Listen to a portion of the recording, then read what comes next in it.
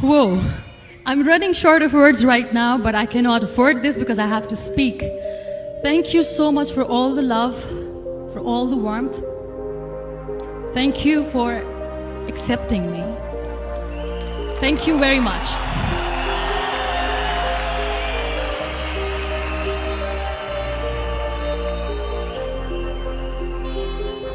Well, I always start my talk with a disclaimer. And that disclaimer is that I've never claimed to be a motivational speaker. Yes, I do speak, but I feel more like a storyteller because wherever I go, I share a story with everyone. Well, it is a story of a woman whose perfectly imperfect life made her who and what she is today. It's the story of a woman who, in pursuit of her dreams and aspirations, made other people realize that if you think that your life is hard and you're giving up on that because you think your life is unfair, think again. Because when you think that way, you are being unfair to your own self. It's the story of a woman who made people realize that sometimes problems are not too big. We are too small because we cannot handle them.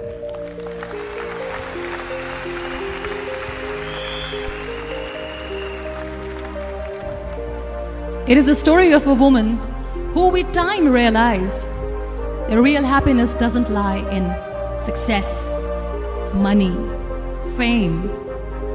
It lies within. Real happiness lies in gratitude. So I am here and I'm going to share the story of that woman. That is my story. The story of gratitude.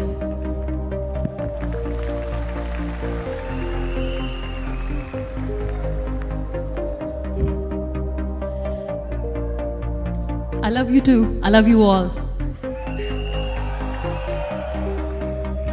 I believe in the power of words. Many people speak before they think. But I know the value of words. The words can make you, break you, they can heal your soul, they can damage you forever. So I always try to use the positive words in my life wherever I go. They call it adversity, I call it opportunity. They call it weakness, I call it strength. They call me disabled, I call myself differently abled. They see my disability. They see my disability, I see my ability. There are some incidents that happen in your life, and those incidents are so strong that they change your DNA. Those incidents or accidents are so strong that they break you physically. They deform your body, but they transform your soul.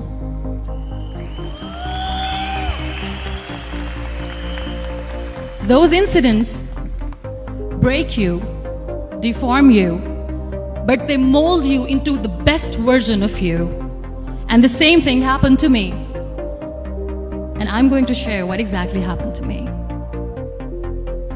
I was 18 years old when I got married. And this thing I'm sharing for the very first time on an international level. I was 18 years old when I got married. I belonged to a very conservative family, a Baloch family, where good daughters never say no to their parents. My father wanted me to get married. And all I said was, if that makes you happy, I'll say yes. And of course, it was never a happy marriage. Just about after 2 years of getting married, about 9 years ago, I met a car accident. Somehow my husband fell asleep and the car fell in the ditch. He managed to jump out, saved himself. I'm happy for him. But I stayed inside the car and I sustained a lot of injuries. The list is a bit long. Don't get scared. I'm perfectly fine now. Radius ulna of my right arm were fractured. The wrist was fractured. Shoulder bone and collarbone were fractured. My whole rib cage got fractured. And because of the rib cage injury, lungs and liver were badly injured. I couldn't breathe. I lost urine and bowel control. That's why I have to wear the bag wherever I go.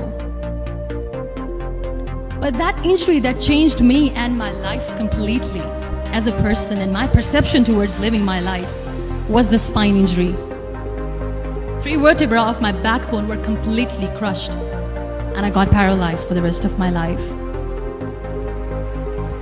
So this accident took place in a far-flung area in the outskirts of a very small province, Balochistan, where there was no first aid, no hospital, no ambulance. I was in the middle of nowhere in that toppled car.